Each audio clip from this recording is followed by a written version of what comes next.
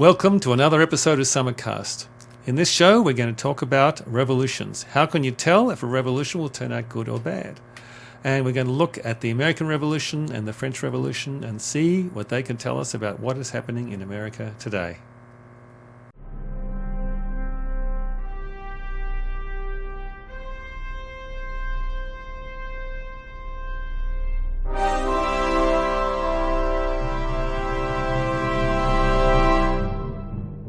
Last week we talked about revolution and the cycles of history and the fact that people predicted we'd be in a time of revolution in America now.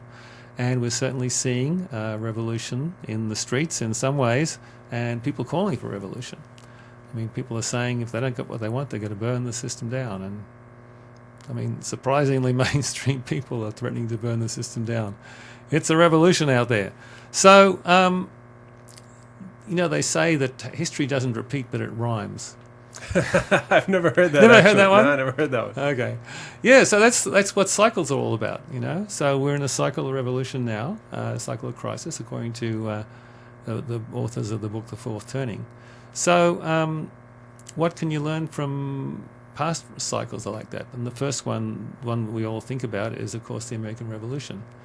So you're an American, so you should be an expert on the American Revolution. Yes. So what can you tell us about it, Noah? Of course, yes. Let me take my degree in history here. No.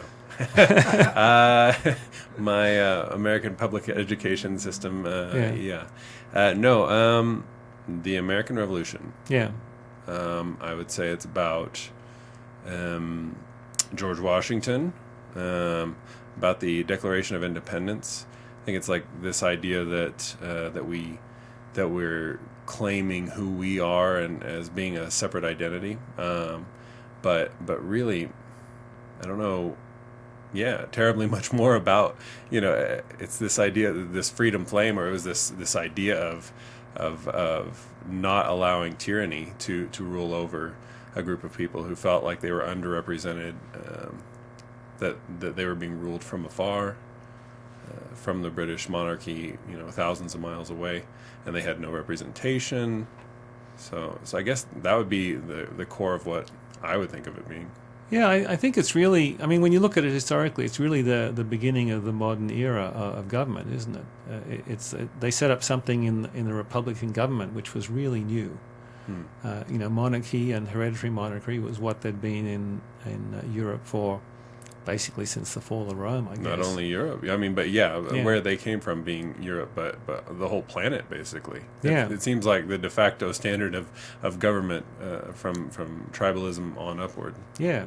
You know, you're in power and you can't trust anyone but your own family, right, in a sense. And history tells us that's not even true, generally. Yeah. You can't trust your family. Yeah. Yeah, some of those, you know, monarchies were really, you know, not very good in that respect.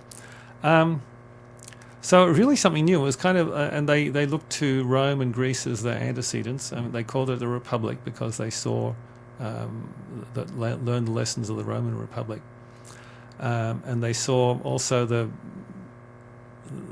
problems with pure democracy in Greece and how it wasn't durable. The Greek democracies didn't last very long. Right. And the Founding Fathers saw that, and so they looked for, or while they had democratic principles, they looked to the Republic as more the model. But what's really, one of the most interesting things to me about the Revolution was actually George Washington and the character of Washington. You know, he won this military victory. I mean, he defeated the British Empire, right, which was just an astounding feat. And then, you know, what people would have expected him to do and what people wanted him to do, some of them, was to proclaim himself the king of this new country. Right. What else would they expect? That's all they'd ever known was one monarchy. So why wouldn't he be the new monarchy? Yeah, exactly. That was what the historical precedent was. But he did something really different. After he won the war, he said, you know, I'm going to go back to my farm and just lead a private life, which was just an astounding thing to do. Okay, that's done. Back to life. Yeah, you know. But then they called him back again to the Constitutional Convention, and they drafted him as the first president. And he was elected by unanimous vote of the Electoral College. The only president to ever have that. Never since then. Wow. Yeah. Yeah.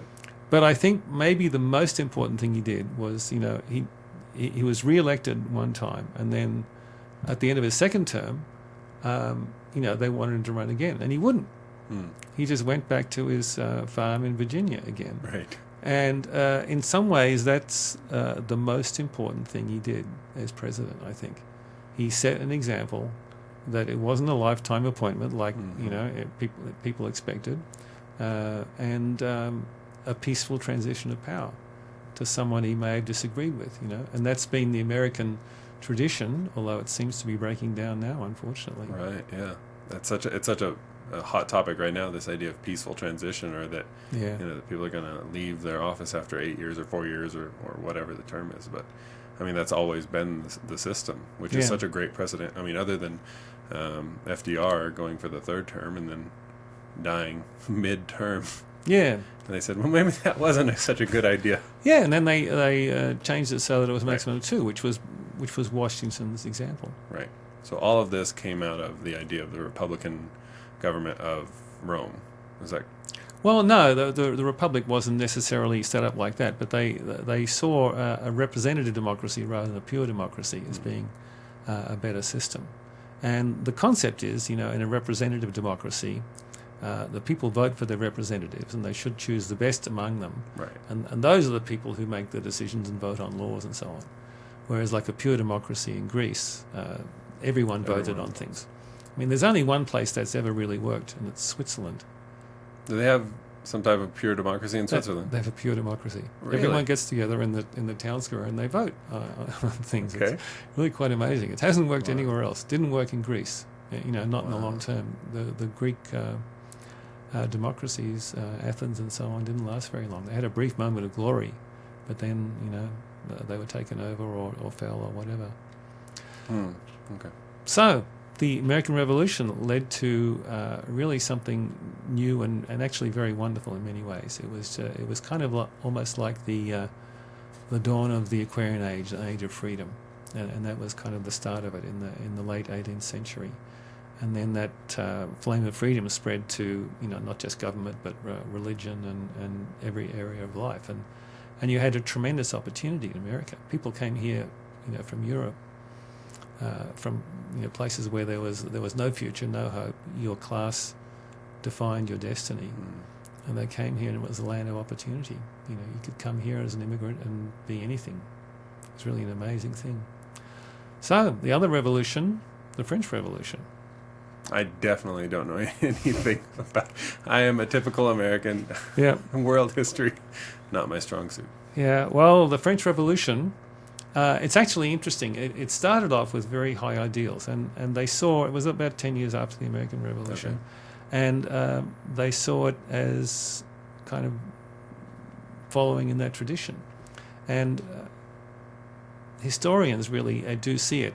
They kind of do see the two as actually surprisingly similar. I don't think they really are, because if you look at the French Revolution, it ended up very differently. It quickly turned into the Reign of Terror. And there was 17,000 people executed with the guillotine, roughly. Right. And they estimate, there aren't good records, but maybe 40,000 just summarily executed or died in prison. As some type of political dissident, or what was the reason for the mass execution? Oh, well, it's similar to communist regimes today. They weren't sufficiently revolutionary. They were the aristocracy or the people who weren't on board with the revolutionary program. Right. And the tremendous chaos in the country. And then there was an uprising in the Vendée, which I think, again, they don't really know how many people, maybe 600,000 people killed in putting that down. Wow.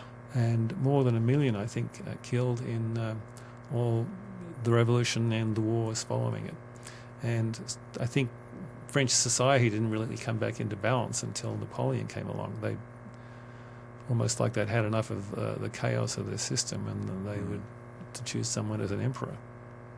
And then that didn't last very long either. Yep. But I think something even more more long term as an effect, I think, of the French Revolution, which people don't think about very much, was that it was very much anti-religious. It started off as being anti-Catholic. A lot of resentment about the Catholic Church and the estates they had, and all the money they had, and so on. So it started off with confiscating church lands and so on, but it very quickly ended up being, persecuting the church and even persecuting the idea of religion.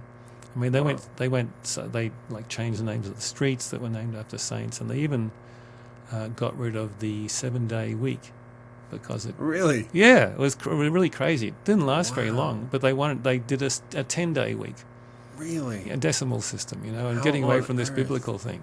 So you had 3 extra days. Yeah, 3 extra work days, but no extra weekend days. No more weekend? No more. And that's why they made up for it? They had a 10th day of rest, and it didn't work, Yeah, no. I mean, that's too long. That's too many days in a row of working. Yeah. But that was the extent that they went to try to exterminate any influence of religion. They really went further than even the Russians and the Chinese have. They converted Notre Dame into a temple of reason, and they actually set up this kind of atheistic cult of reason, Robespierre and them. Humanist, yeah, and human reason was the highest god. Wow. Okay. It seems so wild in this modern, and especially when I think of the history of the Catholic Church. It's kind of in some circles considered kind of a negative history of the church being kind of politically overbearing on different groups, or throughout the Inquisition or whatever that they speak definitely. about. But to think that this revolution was kind of anti-Catholic Church. I mean, did the Catholic Church? It was the 1700s, right? Late 1700s. Did they not have a response to that?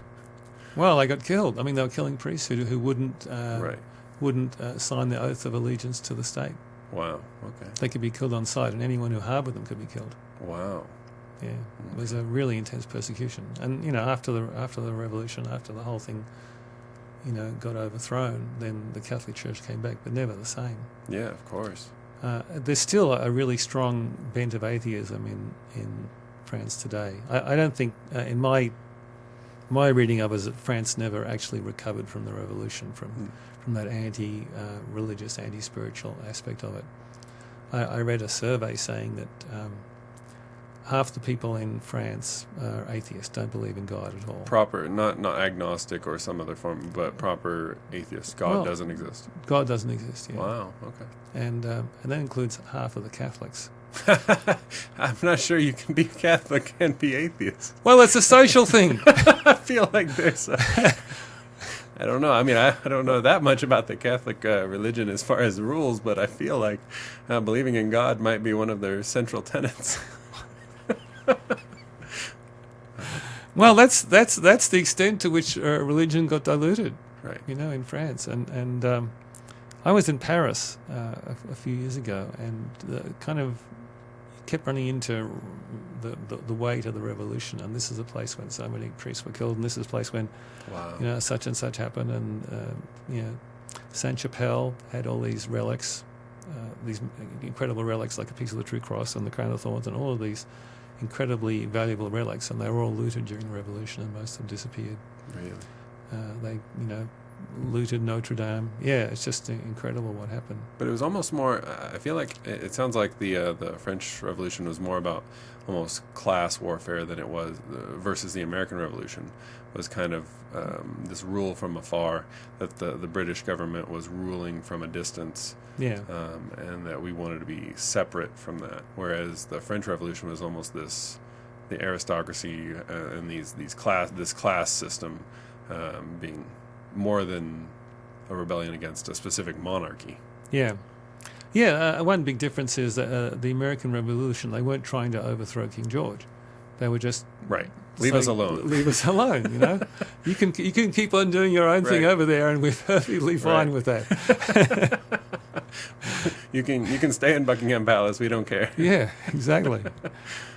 Yeah. So I think these two revolutions are really kind of like the archetype from revolutions ever since. There were revolutions in South America, Bolivar and so on, and they were really inspired by the same ideals and turned out well, largely. But then you have a lot of revolutions which were inspired by the French Revolution, which didn't turn out well. I actually have an interesting quote about that. This is a guy called Jonah Goldberg in the National Review Online. He said, Paul Johnson said of the French Revolution that it was the classic demonstration of the capacity of words to kill. Robespierre and his merry band of murderers brought on the era of total politicization. No aspect of human life was beyond the touch of politics after the French Revolution. And that's kind of what you're seeing in America today, isn't it? Yeah. Everything is becoming politicized. I mean, sports is becoming politicized. Exactly. Mathematics is becoming politicized. Really? I don't know if you read about this. I haven't. No. What do those numbers mean? I couldn't believe it. I thought people were joking when they said that, the people are claiming that math is racist. But You're joking. No way. Math is racist. Well, they're saying that you can't study mathematics without looking at the way mathematics was used to oppress people of color in the past. Okay. It's just bizarre. It's just bizarre. But literally every area of life is becoming political, and every area of society is kind of fitted into part of the system of oppression or white supremacy or whatever it is. Mm-hmm. And French Revolution is where that politicization of every area of life really comes from. Wow. Okay. Yeah, I had no idea. Yeah, I didn't either till I studied this. The state was granted a right to destroy institutions and traditions which protected the family and the individual from the violence of the state. So the church is the key, institution, and the state decided they were going to destroy it. Really amazing. Throughout the world, the French Revolution became an inspiration for men and women to rationalize their actions in terms of their purported ends. As Johnson puts it, every would-be plunderer or ambitious bandit now called himself a liberator. Murderers killed for freedom. Thieves stole for the people. Hitler, Stalin, Mao, Pol Pot all admired the French Revolution and found within it precedents for their own contributions to world history, though most of them found the American Revolution utterly useless. Yeah, they do seem very different. And the idea of the attack on the social systems, the core tenets of the society. Yeah. It was a revolution of control. It was this idea of being released from someone else's control. In the American case, it really was a freedom revolution that that the American founders wanted to be free, free to think for themselves, free to live, this life, liberty, and the pursuit of happiness. Versus the French Revolution was almost more of a revolution. It was more of a let's just turn everything on its head. Let's up is down and down is up, and try to destroy what has been before you. Yeah, and it was replacing really a tyranny with something that ended up being a much greater tyranny. Right. You had a few people at the top in the monarchy who were the tyranny the tyranny of the mob, the tyranny of the system itself. Yeah, and the people who controlled the mob, Robespierre and so on. Right. Yeah. So the interesting thing about it is I think you can actually see the origin. In the origin of these two revolutions, you can actually predict what their outcome would be. And I think it comes from, I can see it in two documents which were like the seminal documents for the two revolutions. So for the American Revolution, of course, it was the Declaration of Independence. That's right. So I have a quote from that here. We hold these truths to be self-evident, that all men are created equal, that they are endowed by their Creator with certain unalienable rights, that among these are life, liberty, and the pursuit of happiness, that to secure these rights, governments are instituted among men, deriving their just powers from the consent of the governed. So what's not quite so well known is that there's a similar declaration in the French Revolution, which is the Declaration of the Rights of Man. Oh, yes. Okay. And historians tend to see these things as very much like two pillars of freedom and democracy and so on. and they're not really seeing the difference between them. But I actually see a big difference between them. So this is a quote from the Declaration of the Rights of Man. The National Assembly recognises and proclaims in the presence and under the auspices of the Supreme Being the following rights of man and of the citizen. Liberty consists in the freedom to do everything which injures no one else. Hence the exercise of the natural rights of each man has no limits, except those which assure to the other members of the society the enjoyment of the same rights. These limits can be determined only by law. Law can only prohibit such actions as are hurtful to society. Nothing may be prevented which is not forbidden by law, and no one may be forced to do anything not provided for by law. Law is the expression of the general will.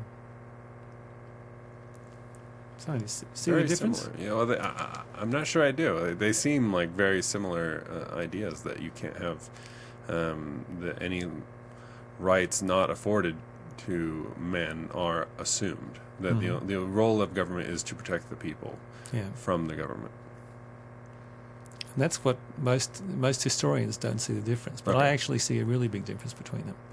So here's the question. Where do the rights of man come from in the Declaration of Independence? God, the Creator. God, the Creator. Where do they come from in the Declaration of the Rights of Man? From the government. Yeah. But at the beginning they say they have some statement of before the sight of Almighty God, or what does it say at the beginning? Yeah, the National Assembly recognizes and proclaims in the presence and under the auspices of the Supreme Being the following rights of man and of the citizen. So they're saying under the auspice. What would be the difference there? Under the auspice of the Supreme Being. Well, they're saying that the National Assembly is acting. What God wants. That's what they're saying. That's what they're saying. They're saying they are proclaiming these rights under the auspices of the Supreme Being. So they are God's representative on earth. Okay. And they are giving you these rights. Okay. So that's a big difference. And also it says that these rights can't be infringed upon except by law. Right. So in the Declaration of Independence, they're unalienable. Right. They were given you by your birth. By God. Yeah. And they can't be taken away. Right. But here, they can be taken away if there's a law. And then... Doesn't seem like a very useful right if it can be taken away with law. Exactly. And it says that law is an expression of the general will.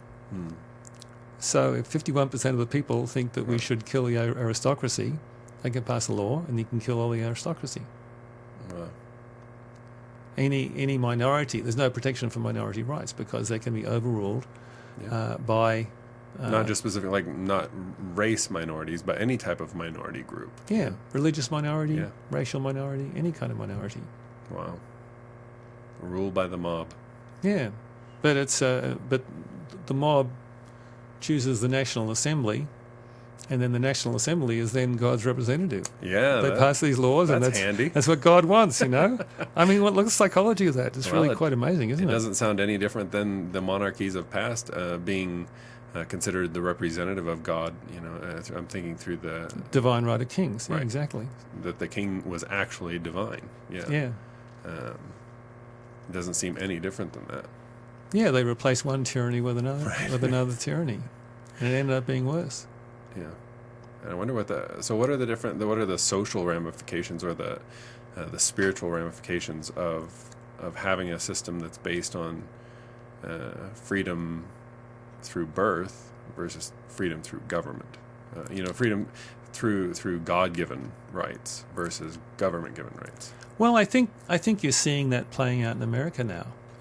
Freedom of speech is now, on college campuses, can be taken away if you're in a minority, or if the majority of people think that this kind of speech is unacceptable. Then, the whole cancel culture thing. That's what it's about. Right. I have a friend who's Canadian, and I had no idea that the Canadian government doesn't have protection for freedom of speech. I just kind of assumed that the whole world enjoyed this because it seemed, I guess, being born in America, it seemed so natural that this right to say, even objectionable things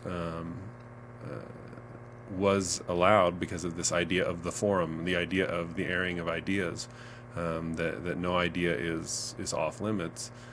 That they don't even have that in Canada. Our closest neighbor, who I would say is, closest philosophically to America. Yeah, exactly. But they don't enjoy those same rights, which really made me understand the difference of the American system. Yeah. Yeah. Yeah, and you also see that kind of idea of erosion of freedom of speech in the censorship of the tech companies. If you say something that doesn't fit the CDC guidelines, then you can be censored. Right. Which is that fine line, I think. I mean, we don't have to get terribly deep into the government philosophy, but this fine line of protection from the government versus protection from private corporations. You're on their platform. Yeah. Should you be allowed to have free speech on their platform? I think that's a huge debate right now. Yeah. That's probably a whole other show, isn't it? There's a lot of interesting examples of that. Yeah, very much so. And I don't know. I kind of go back and forth on that. I mean, it's their company, their system. Yeah. Why shouldn't they be allowed to censor it or moderate it in whatever way they see fit? And then, because it's a free market of ideas, 3 years from now, just like MySpace is now history, something else will come along that changes the rules again. That's the beauty of the current era. Yeah, and that's what some of the people who are worried about the tech companies, that's what they see as a solution. And then they're like this Parler, which is an alternative to Twitter without censorship. And yeah. There are companies that are doing it, and there's a Brighteon and other platforms for videos that get banned on YouTube. There's this thing called like banned videos or something. I don't know if that sounds like a good place to go. Yes, there's probably some really sketchy content on there, but there's probably some really good stuff too. Yeah. I mean, they were banning videos of respected epidemiologists who were giving very intelligent an analysis of what we're doing, and it just didn't happen to meet with the CDC guidelines at that particular time. Yeah, right, exactly. Yeah. And those are changing, as time goes on. So, what do we learn from these two revolutions? What do we see happening in America today, do you think? Which is it closest to? Yeah, I mean, clearly it seems like the tyranny of the mob, if you don't do what we want, we'll burn down your cities. It clearly seems more like like the French Revolution, the American Revolution. Yeah. But I wonder if I'm going back to the spiritual aspect of the two systems. It seems when you say that in France there's this huge population of atheists, or that atheism is a very popular idea there. I just wonder if because of the different root of the reason behind the revolution, or the manner of the revolution between the two systems, that the American Revolution allows more of that religious freedom, because we actually have the right to religious freedom. Yeah. That has allowed what I would say a flourishing of new religions. That for better or worse, however you feel about the 150 different religions that are in America, I'm sure that it allows a flourishing of those ideas and that kind of curiosity, that you can be curious about spiritual concepts, and you don't have to have the tyranny of the government telling you what you can and can't believe. Yeah, that's a very interesting thing about America, actually, because that wasn't necessarily there in the early days of America. I was studying Roger Williams, who was one of the pioneers of Christianity in America, or spiritual religious life. And he proposed that this idea that there should be a separation of church and state, and that the state could... there was an interesting way he said it, like there's two tablets of the Ten Commandments. There's the first 5 commandments, which have to do with your relationship with God, and then there's the second 5 of the Ten Commandments, which have to do, thou shalt not kill, thou shalt not steal, thou shalt not bear false witness, and so on. Right. And his position was that the government should be involved with the second tablet of the Ten Commandments, but not the first tablet. Okay. All right. And that was a really radical idea. I mean, people thought that if you didn't have a state religion, it would end up in chaos. Right. And when you look at Europe, the religious wars, in a sense, give you some basis for thinking that might be true. The wars in the Reformation and so on. So their solution was to have a state religion and maybe allow the other ones to exist. But there wasn't any. It was clear who was boss. Right. If there was a conflict. But Roger Williams and others proposed that you could have a society where there wasn't a state religion, but there was a state morality, and there was and people could be good. You could have a state that was good and Christian and moral without Moral it being and enforced. right. Yeah, I mean, early states actually had, the government collected tithes and things like that. Oh, really? Yeah, and there were actually quite strict laws enforcing religious observance and things like that. Really? Wow. But to a specific, it couldn't have been to a specific church then. Yeah. But which church would that have been? To standard Christian whatever church found, was the one that colony came out of. I don't know a lot about it. I'm treading on thin ice about my knowledge of it, but I do know that Roger Williams actually was a kind of pioneer in saying you didn't have to do this, and he set that up in Rhode Island. He was one of the founders of the Rhode Island colony, and it worked there, and then it went on to become enshrined in Declaration of Independence and the Constitution, which was again quite a break from the past.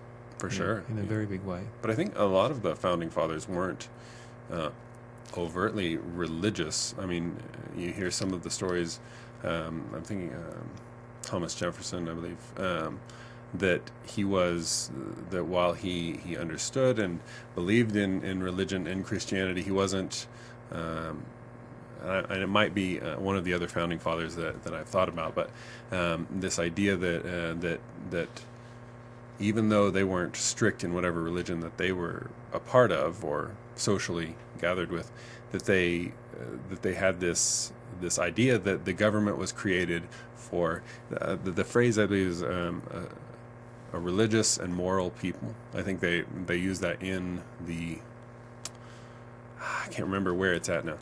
In one of our founding documents, I kind of it's kind of familiar to me. They built a government which will only work if you have a religious and moral people. Right, and so it's even not suitable for governing any other kind of people. Right. Yeah. Thomas Paine. There we go. Thomas Paine was one who's very famously not religious, and yet he understood the benefit of a religious and moral people for the governed. That it didn't work otherwise. Yeah. Well, a lot of the early the founding fathers were actually Freemasons. Right. So they weren't strong on an outer religious affiliation with a church, but they had very strong spiritual principles which came out of Freemasonry, which was kind of esoteric, secret rituals and so on, and secret teachings, but a very strong spiritual foundation. I can't remember how many. It's like something like 50 of the 53 signers of the Declaration of Independence were Freemasons. And so was that just a social club? Or, I mean, was it... I just wonder how much of a significance that had on their perspectives. No, back then Freemasonry was a very serious thing. Yeah, because now it's just a social club. It seems like that. It is a lot, but then, I actually know someone who kind of was... kind of getting into Freemasonry in Australia a little bit, and he said it wasn't just a social club. There were people interested in spiritual stuff too, like esoteric spirituality. Right. He was a bit uncomfortable with it because they didn't have a discrimination between the good stuff and the bad stuff. They were getting into kind of Aleister Crowley, black magic stuff. Oh, okay. They'd lost their moorings with what it really was, and the esoteric history of Freemasonry is it was founded by Saint Germain. Right. He's the kind of founder of it back in the days of when he was Francis Bacon. Right. And I think it was the influence of Saint Germain and the other masters, I think, was still very strong in the early days of Freemasonry in America. George Washington was a Mason, and there's pictures of him with his Masonic apron and so on. So I think that was one of the things that really guided the revolution. It had a very strong spiritual underpinning. So it seems like that probably had a much larger impact on I mean, beyond the idea that it was that the reasons for the revolution, the two separate revolutions, were different reasons, but that it seems like the revolutionaries were of a different order. That they were spiritually enlightened and seeking a higher path. Yeah. And whatever that was. Yeah, I think that's the big difference in why they turn out so differently. So the question is, what does it tell us about what's happening today, and how do we navigate through this? Right. Yeah. And how do you try to refocus the idea of revolution on the idea of a spiritual revolution, or on the idea of understanding the core of the pain that people are experiencing? What is the root of the pain people are experiencing, whether it's racial discrimination or class discrimination? This idea that we have this separation of wealth inequality and all these different pains that people are experiencing, and instead of finding a violent approach to resolving that, or believing that violence is the only path to resolution, that what is the spiritual significance of that, and how do we move forward from a higher perspective? Yeah, I think that's really a key. You can't just pretend that everything is fine and we don't need to change anything. Right. Because, there's obviously a lot of things that really aren't right. And it's becoming more and more obvious. I mean, the wealth inequality, the enormous power of the billionaires and the tech giants, and many other things. I mean, the racial issues and the the terrible conditions in the cities and public schools and all of these things, they really do need to be addressed. And so just kind of pretending everything is okay and just going for a conservatism which is keeping everything the same isn't going to meet the need. Right. So clearly, you've got to come up with good solutions to the problems. I mean, one example is the whole thing with the defund the police. You can't just pretend everything's okay. You've got to look at the problems and try to solve them. Right. The interesting thing about the revolutionaries is they don't want to do that. They don't want to solve the problems, because if they solve the problems, then they wouldn't have the support for the revolution and burning the system down. Right, because they don't actually want to solve the problems. They want to destroy the system. Yeah, they want to replace the whole system with something completely different, which would actually be worse. Right. But the only reason people would go for that is if they make the current system so bad that people are willing to, burn it down.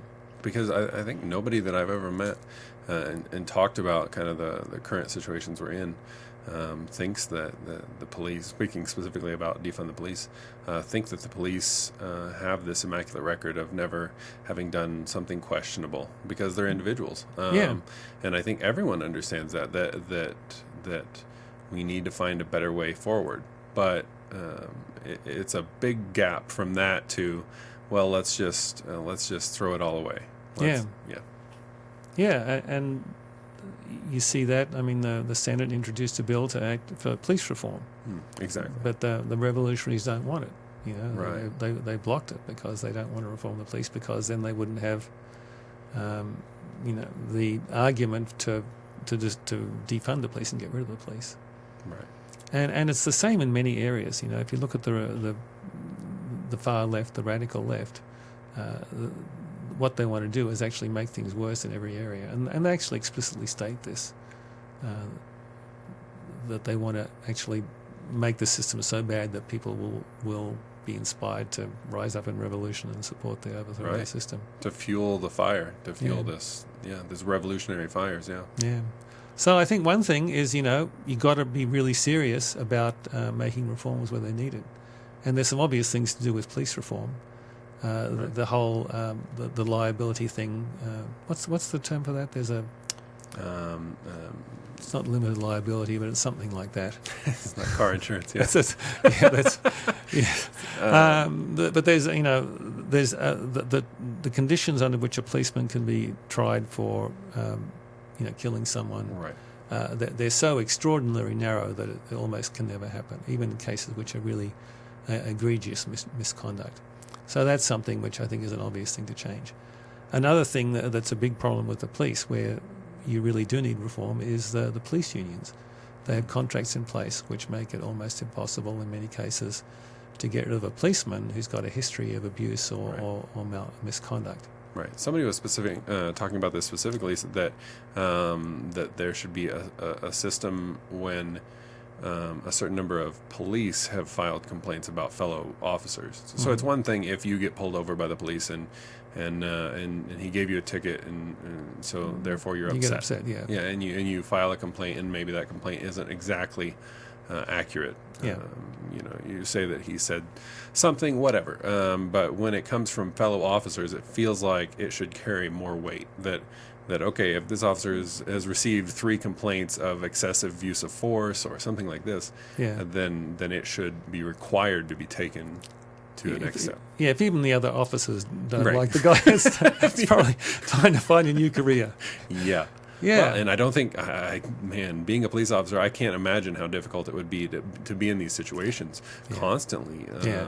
Constantly facing, you see footage of people wanting suicide by cop and yelling out, "Just kill me." Can you imagine that being your job, that somebody running towards you, begging for you to shoot them? Yeah. So I don't think, I think that it's a tough job. It's a very tough job. I can't imagine how we weed through that and find the people who have the mental fortitude to be able to handle that. Well, my sense of the police is that there are some very fine policemen out there, and the police forces are sponsored by Archangel Michael. They're kind of Archangel Michael's representatives down here in the physical, and there are people who are these embodied, first-rate angels who are Archangel Michael's band, and they're here and they know that's their job, and they're really good at it. Yeah, it's incredible when you meet someone like that, isn't it? Someone who just so clearly understands the rule of law and the need for order in life. It's really inspiring to meet someone like that. Yeah. So the other thing I think is that the lesson is that there needs to be a spiritual underpinning to the changes you make. Right. If it's just based on humanistic ideas of what you think is good and what's not, then you end up with the government, making the decisions rather than endowed by their Creator with certain inalienable rights. That needs to be the foundation. That everything comes from God. Yeah. The whole system is given by us being born through the Creator. Yeah. So I think there's a revolution that's needed, and it needs to be a revolution in higher consciousness, I think is the answer. Absolutely. And not the Marxist revolution that the revolutionaries are planning out there. Right. Well, it's the death of God. I would go out on a limb and say that the majority of the leftist Marxist, Marx himself was atheist. So when they're following that line, what can you get but pain? The path without a belief in a Creator, without the belief in God, is the path of pain. Yeah. The pain of the separation from your greater God identity. So. Yeah. Yeah, it's there's no mooring in life. There's no kind of meaning in life. Life becomes just a very, really a shallow existence of like temporary pain and pleasure, and there isn't a higher meaning than that. Yeah. Yeah, that sounds terrible. Life is hard enough as it is. Yeah. So, 2 revolutions. Which one are we going to go for in America today? It's up to each of us to play our part and take a stand for higher consciousness and take our stand for our spiritual work and our spiritual practice, I think, in order to support those out there who are fighting for the revolution of light. And they are out there. You see people who are kind of coming out of these movements left and right, and the corruption on both sides of the political spectrum. They're coming out and saying this is not right, and they're taking a stand, and they're getting a lot of hits. Yeah. But, they need the spiritual protection which we can provide them. Absolutely. So that's our job. So I think we'll wrap up there for this show, and we'll see you next week for another episode of SummitCast.